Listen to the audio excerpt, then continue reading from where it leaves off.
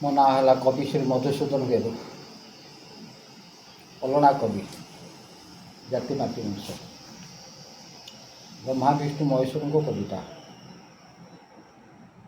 ଗୁରୁ ବ୍ରହ୍ମା ଗୁରୁ ବିଷ୍ଣୁ ଗୁରୁ ଦେବ ମହେଶ୍ୱର, ଲିଙ୍ଗରାଜ ମହାପ୍ରଭୁ ଇଷ୍ଟ ଦେବ ଆମର।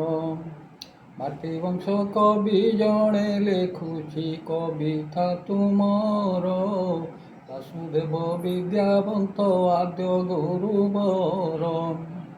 ମାଟି ଠାରୁ ମା ମୋତେ କଲେ ଆବିଷ୍କାର, ଅନାଦି ଠାକୁର ଦେଲେ ଜୀବନ୍ୟାସ ମୋର। ଆଦି ଶକ୍ତି ଆଜ୍ଞା ଦେଲେ ଖଡ଼ି ଧରାଇ ହସ୍ତର, ଆଦି ସ୍ୱୟଂ ଗୋତ୍ର ଦେଲେ ଅନାଦି ଠାକୁର। ଶିଶୁ ବେଦ ଜନ୍ମ ଅଟେ ମାଟି ବଂଶ ମାନଙ୍କର, ଯୋନି ଜନ୍ମା ନୁହଁ ଆମେ ଆଦ୍ୟ ଗୁରୁବର। ବାସୁଦେବ ବିଦ୍ୟାବନ୍ତ ବିଦ୍ୟା ଶିଖାଅ ତୁମର, ବ୍ରହ୍ମା ବିଷ୍ଣୁ ମହେଶ୍ୱର ସନ୍ତାନ କୁମର। ଅନାଦି କାଳରୁ ଅଟେ ଶାସ୍ତ୍ର ପ୍ରମାଣ ଆମର, ଦେବତା ଦାନବ ମାନବଙ୍କ ଗୁରୁବର।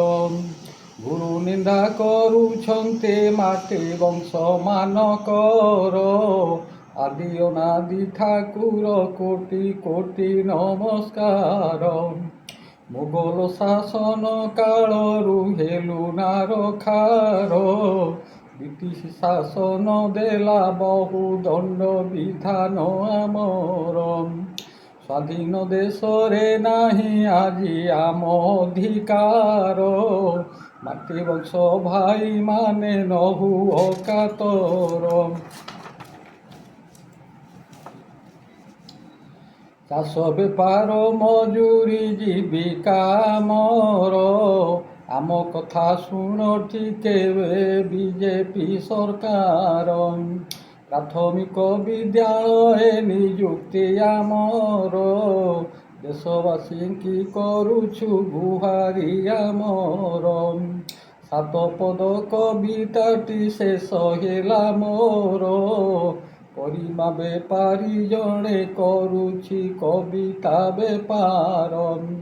ଶ୍ରୀ ମଧୁସୂଦନ ଗେରୁ ନାମ ଅଟେ ମୋହର, ମାଟି ବଂଶ ଭାଇମାନେ କରିବ ବିଚାର। ଅଭିମନ୍ୟୁ ସାମନ୍ତ ସିଂହାର ନାହାନ୍ତି ଆମର, ଗଙ୍ଗାଧର ମେହେର କବି ନାହାନ୍ତି ଆମର। ତାଙ୍କ ଜୀବନ ପଢ଼ିକି ଦେଖ ତୁମେ ସରକାର, ମାଟି ବଂଶ କବି ସେହି ପ୍ରମାଣ ଆମର। ଅନେକ ପ୍ରମାଣ ଅଛି ଶାସ୍ତ୍ରରେ ଆମର, ଶୈବ ପୁରାଣରେ ଅଛି ପ୍ରମାଣ ଆମର। ମଧୁ ବାରିଷ୍ଟର ଆଜି ନାହାନ୍ତି ଆମର, ଚାରିଧାମ ସରସ୍ୱତୀ ପଚାର ସରକାର। ବହୁ ଦୁଃଖ ସହିଲୁଣି ଜୀବନେ ଆମର, ସୁଦୟା କରିବ ତୁମେ ଦେଶବାସୀ ସରକାର। ଏହିଠାରେ ଶେଷ କଲି କବିତା ମୋହର, ଦୋଷ ଥିଲେ ଫାଶୀ ଦେବ ମୋତେ ତୁମେ ସରକାର।